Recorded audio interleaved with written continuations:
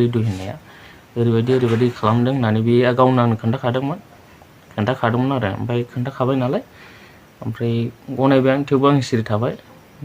दाख्लै जे रिदय होननाय दैदेननि हिन्जावखौ सिगसे मुलि जाहोनानै सासे हौवाया बानायदोंमोन ना रिदय होननाया दा सैथोयै ओंखारमारबाय। हौवाया फोरमान मोनबाय, हिन्जावा खोन्थानानै होबाय फिसायनो दैदेन फंबायनो। गाव जेलाव साननैसो थाहैनायावनो रिदया आंखौ ओरैबारै खालामदों होननानै फिसायनो खोन्थानानै होबाय। दा नायलांदो भिडिअखौ गाइस। लेंहरबाय थायोनो फैसा नांगौनो नायनांगौनो बांद्राय मानसि नायबाय थायाबा मानसिफोर नायफैयाखै होननानै रागा जोङोनो बेफोरबायदि होनै थगाय लेंलाङोनो बिमा बिफाफोरखौबो। आरो फैसाया दैलिग अबावबा बेरायहैब्लाबो 500नो 1000नो जोंनि बिमा बिफानावनो बिनानै लांफैबाय थायोमोननो। खिन्थु आंखौ बे रिदय बसुमतारी होननाया हारसिङै बे खनसेल' नायदों। ओमफ्राय आंनि हिन्जावखौ लानानै खनथामल' नायदों। ओमफ्राय बाद बाखि अबावबा लानानै बेरायहैनाय मानाय आइया खोन्थादों हिसाबाव बेथ' लेंलांनाया खनब्रै ना खनबा जादों, 6 बारसो जादों होनना बुंदों आरोना बिदि जादों। ओमफ्राय जायाखैमोनबा हौवाया जर जबरदस्ति बेफोरबायदि गाज्रि खामानियाव बाहायनो हागौमोन नामा? बेयो जाबाय हिन्जावनि साल।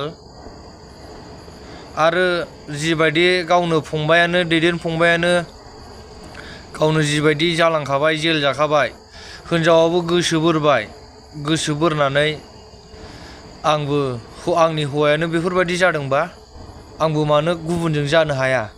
अब्ला बेफोरबायदि साननानै दैदेन फंबायनि हिन्जावा नै गुबुन मोनसे गाज्रि लामायाव ओंखारनाया बेनो जादों गाइस। दा बेनिखायनो हौवाबो मोजां थानांगौ, हिन्जावबो मोजां थानांगौ। दा जुदि हिन्जावा जेनेबा दैदेन फंबायनि हिन्जावा बै हौवाखौ लाय होआखैमोनबा हौवाया बोरै जर जबरदस्ति बेखौ गाज्रि खालामनो हानो? बेफोरखौ साननानै नायलाय नोंसोर गाइसमोन। जुदि हिन्जावा अख्रा खालामोमोनबा आं बेफोरबायदि खामानियाव थाङा, आं हाबा जाखानायसो आंहा फिसा हिन्जाव दं, न'खर संसार दं, बेफोरबायदि साननाय मोनब्ला दैदेननि हिन्जावा मानो थांनांगौमोन? दैदेननि हिन्जावा बेफोरबायदियाव थांनांगौ माबायानो गैयामोन। जुदि गाव सानोमोनब्ला हिन्जावसो थाखा नुबानो फैसा नुबानो गासिबो गोसोआनो बायजोबो। साबधान सोलेर आरो गावनि मोदोम बेखौ गुबुन हौवाजों इउस खालामनाय बेखौ सानदो बिसिबां लासिंसिं। दा बै दैदेनवारियाबो गावबो बेनि थाखायनो जादों। आं बेखौ फंनैसो बुंलांगोन। दा गावबो गुबुन हिन्जावफोरजों लाइन लानानै बेफोरबायदिनो जेल जालायनाय जाबाय। हिन्जावाबो गोसो बोरनानै जाखो ना माखो? आंनि फिसाय असे हौवायानो बेफोरबायदि गुबुन हिन्जावजों माबा मोनसे खालामनानै जेल जानांगौबा आं मानो आंनि मोदोम सोलेरखौ मानो होनो हाया गुबुननो होननायावसो बे दा डाबल जानाय जादों आरोखि। बे दा डाबल आंनि हौवायानो मावदोंबा आं मानो गुबुनजों मावनो हाया? आंबो मावगोन। बेफोरबायदियाव थांदों दा गाइस। जाफ्लेबाय थानाय भाइराल दाख्लैनि गावनो फेसबुकाव हगारदों दैदेनवारिया आरो इउटुबावबो हगारदों। बेखौथ' रावबो भाइरेल खालामाखै, गाव हारसिङैनो भाइरेल खालामनानै लानाय। अल पाब्लिकआनो मोनथियो, दा रायजोफ्रानो बिसिनि आजां खिथु बायनायनो खिथु बिनाय बेफोरखौ ससियेल मिडियायाव खोनासंनांगौ नामा जोङो? जाम्बाना सियान जाखो बेलाय? सर्ट मुभि गालायलायग्रा मानसिया बेफोरबायदि ससियेल मिडियायाव हगारनो गावनि पार्सनेल जाथाय बेखौ मानो ससियेल मिडियायाव हगारनांगौ? बे जाम्बा नङा बेखौ जों दा जाम्बासो होनगोन। मानो गावनि असे अनसुलि बिसिया गुबुनजों बरनाम जाबाय, गाव जेलाव थांबाय, बेफोरखौ मानो ससियेल मिडियायाव हगारनांगौ? आच्छा दे जेबो नङा, जेलाव थांबाय बै केसनि थांबाय बेखौथ' बयबो मिथिखायो ओमफ्राय गावनि हिनजावा जे सोरजोंबा माबा जादों लागायजादों माबा जादों बरनाम जादों बेखौथ' रावबो मिथियामोन ना मानो थाखाय रेकर्डसिं हगारखो मानो थाखाय भाइरेल खालामो सोरखौ खालामनानै लाखो हिनजावखौ खालामबाय हिनजावा दा फैफिनबाय जाहैदों न'आव गावनि न'आव फैफिनबाय बिमा बिफानि न'आव साननैसो खारनानै थाहैथ'दोंमोन दा गाव लाफिनबाय बज'फिनबाय जाथायाथ' जादों बैजों हौवाजों जाखादों जायाखै होनाखै हिनजावाबो सिमान जाबाय गावबो जादों होनबाय अब्ला मा सानो गाइसमोन नोंसोर कमेन्ट आरो शेयार खालाम भिडिअखौ जोबजासिम नायलां जुदि आंनि मिस्टार जौ फाग्ला ब्लगाव सोरबा गोदानब्ला साबस्क्राइब खालामला अननानै लाइक खालाम शेयार खालाम आरो जुदि सोरबाफोर नायनोबा बांसिन नायदोंबा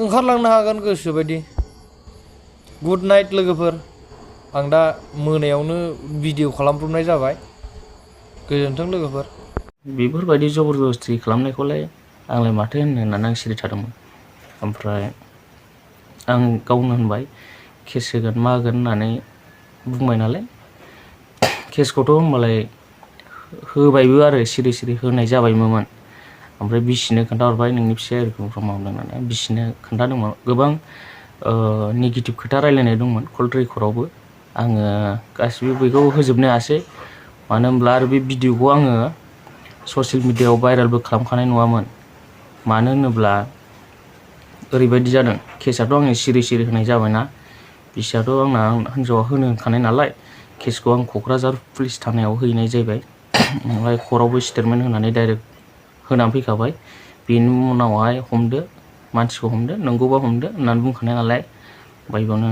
हिनजावखौबो स्टेटमेन्ट खालामहैबाय सिभिल हस्पिटालाव स्टेटमेन्ट खालामखांनायनि उनाव बेनिल' प्रुफ मोनबाय आरो प्रुफ मोननाय लोगो लोगो खोन्थाबाय माने होनबाय आं माबाखौ आयस पुलिसखौ बुंबाय आरो आं नंगौबा बाथ्राया सैथोबा हमदो होननानै बुंबाय आं ओमफ्राय बाथ्रायाथ' सैथो नालाय हमबाय आरोना आरो हिनजावाबो नोंगौखौ खोन्थाबाय माने गाव गोसो जानानै थांनाय मोनब्ला बेफोरबायदि खोन्थानाय नङामोन गाव होनदों गाव खोन्थानाय बायदिबा कारखौथ' गाखोनो हाया नालाय आंनि हिनजावा खनसेबो कार गाखोफेराखै ओमफ्राय ओरैनो कार गाखोनो हायैनि जुनै आं सिगां कार लादोंमोन ना कार गाखोनो हायैनि जुनै आं बेनो स्कुटि बायना होनाय जादोंमोन जों थांनायाव नानिखौ दोनहैनो होननानै ओमफ्राय खाफाल गाज्रि जेनेबा जेल जानांगौ गोनां जाना फैबाय ओमफ्राय बे समावनो माने आंनि हिनजावा कार गाखोनो हाया आंखौ नायोमोन बिदिनो खननै खनथाम नायदोंमोन ओमफ्राय नायफैनाङा होननानै बुंदोंमोन आं बे समाव माने बै हौवाया आंखौ नायनो होननानै लेंहरबाय थायोनो फैसा नांगौनो नायनांगौनो बांद्राय मानसि नायबाय थायाबा मानसिफोर नायफैयाखै होननानै रागा जोङोनो बेफोरबायदि होनै थगाय लेंलाङोनो बिमा बिफाफोरखौबो आरो फैसाया दैलिग अबावबा बेरायहैब्लाबो 500नो 1000नो जोंनि बिमा बिफानावनो बिनानै लांफैबाय थायोमोननो खिन्थु आंखौ बे हृदय बसुमतारी होननाया हारसिङै बे खनसेल' नायदों ओमफ्राय आंनि हिनजावखौ लानानै खनथामल' नायदों लोगोफोर ओमफ्राय बार बाखि अबावबा लानानै बेरायहैनाय मानाय आइया खोन्थादों हिसाबाव बेथ' लेंलांनाया खनब्रै ना खनबा जादों 6 बारसो जादों होनना बुंदों आरोना बिदि जादों ओमफ्राय खननैसो लांनायावहाय माने लामा आं नोंना फिसाया जि सिख्लाफोर लानानै नैबे हाग्रायाव बानायो नैबे हाग्रायाव बानायदों बिदि होननानै जेराव मोनाव बेयावनो माने फुरा बुङै फुस्लायो आरो नोंनि फिसायाबो जादोंबा नोंबो जादो मादो होननानै बिदि होननानै फुस्लायबाय थायो आरोना फुस्लाय दा ओमफ्राय गैया आंनि हिनजावाबो थांनो नागिरानो आं बिदि जानो हाया बिमायाबो नायखांग्रा बिदि जानो हाया जाहैबाय दाना उफाय गैया माने स्कुटिजों थाङो फैयोमोन आरो ओमफ्राय ओइदिनखालि लास्ट थांनो नागिरनायाव आंना उकिला 45,000 ना बेसेबां फैसा हैनांगौ दं 45,000 फैसाखौ बिमानि आखाइनिफ्राय लांबाय ओमफ्राय आंनि हिनजावखौबो नोंबो थौफादो होननानै लिंलांनो सोरबा बिबोनां थांफानो नागिरबाबो सोरबा गामिनि सासेनि मानसि लांफानो थिनब्लाबो बिमा बिफाया लांफाया जाहैदों ओरैबायदि फाल्टु बे मानसिया ओमफ्राय बिदि होनबाय नालाय थांबाय लानानै थांबाय क'क्राझार मोनैनि सिगां खननैसो गोबालांखादोंनो ओमफ्राय गोबालांबायनो जेनेबा हाया नालाय खर'आ गोबाबाय ओमफ्राय मुलि बिनाया दाना गावनाव बे 6 टेब्लेट ना मा बे थाखायो जाहैदों दाना बे 6 टेब्लेटखौ खर' सागानायनि होननानै जाहोबायनो ओमफ्राय 6 टेब्लेट जाहोबाथ' मा जायो बेखौथ' मिथिखायो बिदिनो बयबो दाना बिदि जाबाय नालाय थेवबो बोरैबा खर'आ रासिन सासिनबाय नालाय खर'आ रासिन सासिन मोनबाय नालाय दाना थेवबो माबाबायनो ओमफ्राय मोनसे होमबालाय खर' सादोंबालाय मोनसे जायगायावहाय आनै दं आनैनावहाय थाहैथ'नोसै आनैनाव थ'बनानै बेनो पार्सनेल रुम दंनो बे रुमावहाय लानानै थांनानै दोनहैनानै दाना बे बिसिनायावहाय दोनहैखांनाय लोगो आरो मा होनो मोनसे टेब्लेट जाहोबायनो बेखौ जादो बारा साद्रायबा खर'आ गाज्रि जागोन होननानै बुंनानै आरो टेब्लेट जाहोबायनो उन्दुलांनायनि ना मानि जायखिजाया 2 घन्टानि उनावसो माबा मोनदोंनो हुस मोनदों होनदों गावबो बेखौ गासिबो माने थानायाव बुंना होजोब्बाय गासिखौबो माने खर'आव बुंना होजोब्बाय आरोना बेफोरबायदि जबरदस्तिसो खालामनाय जादों दा आंनि हिन्जावखौ बेखौ माने दा बेनि थाखाय बेखौ केस होनाय जाबाय गावनो होदों गावनो गासिबो माबा होजोबखादों माने आङो थांनाय फैनायनि एसे एनै थांफानानै होफाबाय आरो बेनोसै आरो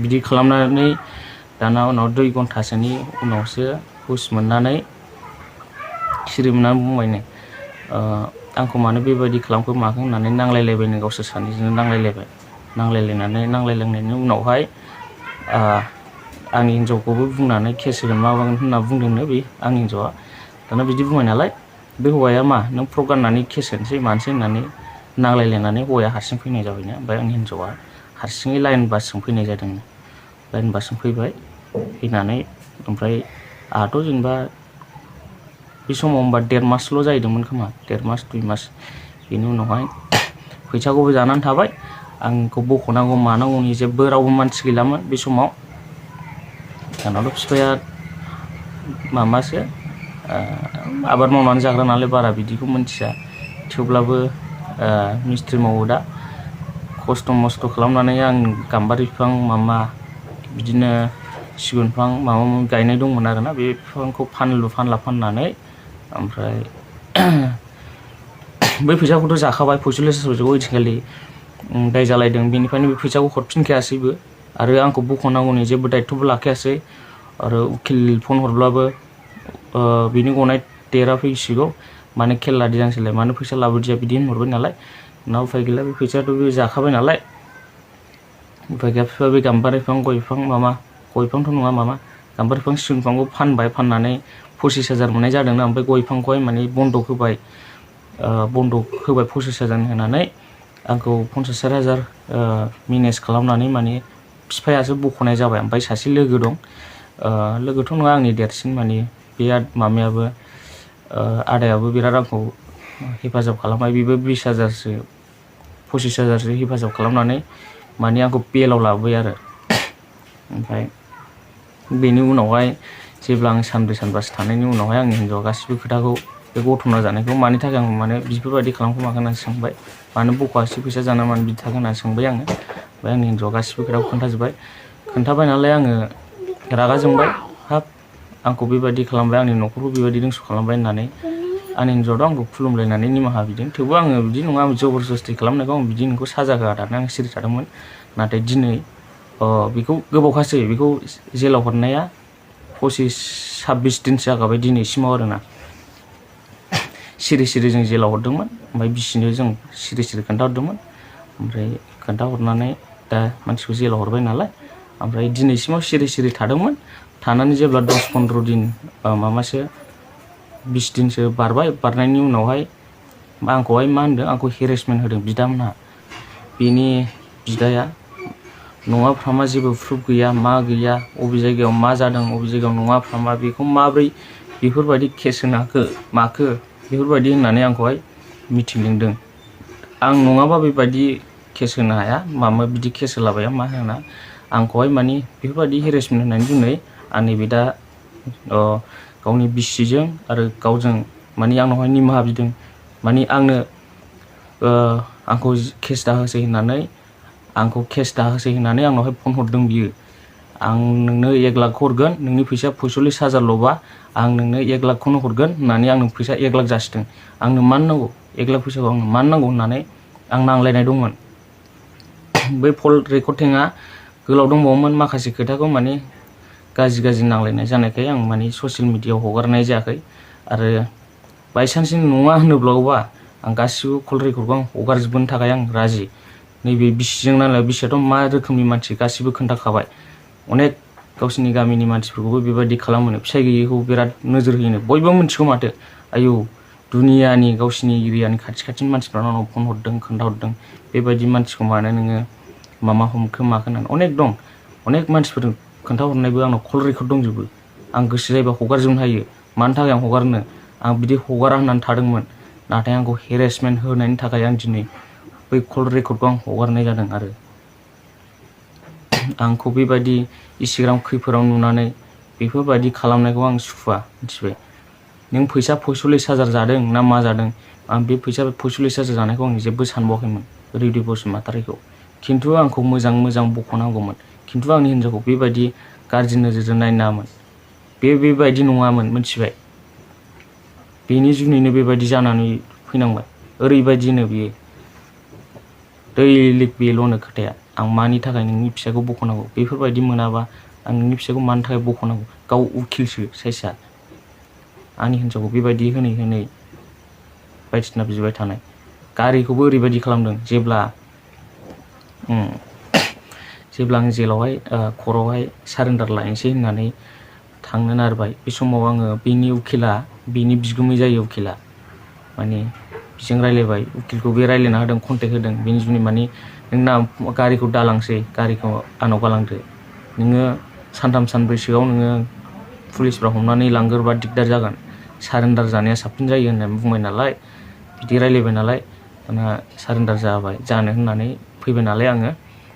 गारिखौ दालांसै, आं लाखिदो। नोंखौ गारिखौ न'आव लाङोबा नोंखौ न'आव दं होननानै मोनथिब्लायबा सोरबाफोर खोन्थाबाय हरनो हागौ होननानै गाव गारिखौ लाखिनाय जादों। आरो लाखिथों दे, लाखिनानै मोजां उनावहाय दोनथ'नानै मोजां हरफिनबानो जाबाय आंनि न'आव होननानै आं दोनलांदों। आरो खिन्थु ओरैबायदि दान्दा, गारिखौ हरानो, अबेबा बेरायनोसै लेंहरो, बेबायदि खालामबाय थायो। ओरैबायदि गुन्दा आरो बे मानसिया। ओरैबायदि मालायनि खैफोदखौ नुनानै, मालायनि संसार जानायखौ नुनानै बेफोरबायदि खालामो बियो, मिथिबाय।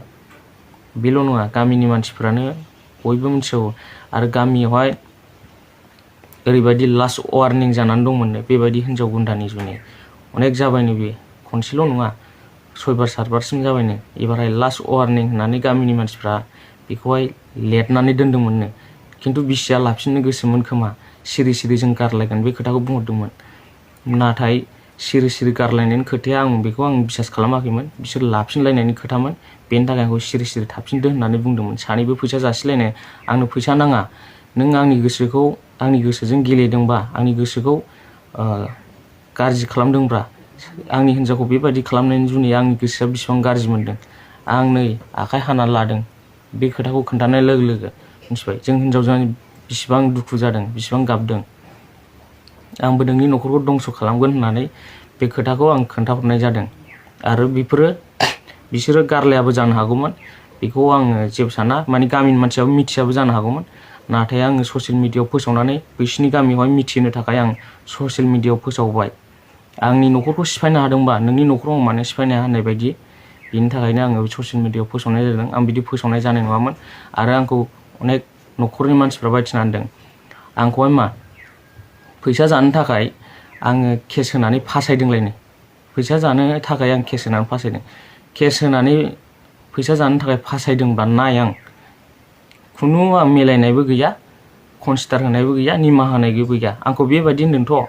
आङो बर'जों बर' माने जेरावहाय जाथिसो जागौ, बिफाजों बिदा फंबाय, आं बिफासो लेङो बेखौ, बेबो बिहावसो लेङो। नाथाय बेबायदि खालामनायनि थाखायनो नोंखौ सुखुला, जों मिथिबाय। बेबायदि खालामनो नाङा खायो आं। बेनिखायनो नोंजोंहाय मिलायफिननांगौआ गोब्राबसै। आरो नोंनि जाथि खुरमाया आंखौ बेबायदि होनबावदों, बेबायदि फानबावदोंथ'। आं मिलायनांगौआ बिराद गोब्राबसै आरो बेनि थाखाय माने लोगोफोर आङो दाखालि गादोंमोन नोंसिनि सिगाङाव भिडिअ लाना फैगोन होननानै आंनि बुंनांगौ खोथाया बेनोसैमोन न'खरनि मानसिफ्रा आंखौ माने प्रेसार होदों बेनि थाखाय आङो कल रेकर्ड फन रायलायनाय बेजों रायलायनाय गासिबो आङो बे खोथाखौ नोंसिनो बुंनानै होनो थाखाय आं फैदों आरो बिसास खालामाबा आं हिनजावखौनो होनहोबावगोन गाबोन होमबा भिडिअआ एसेनोसै माने मबाइल फना मेम'रिया बक्ति जाबाय बेनि थाखाय आं गासिबो खोथाखौनो बुंनो हाला नावराय नेक्स्टआवहाय माबा मोनसे भिडिअ लाबावगोन आं बेखौ नेनानै थादो होमबा एसेनोसै आंखौ प्रेसार होनायनि थाखाय बेखौ आङो केस होनाय जाबाय बे जेल खानायाव दं एसे आरो बेखौ माबायदि साजा होनांगौ बेखौहाय दा नोंथांमोनहा कमेन्ट्सआव फोरमायहरदो गोजोन्थों।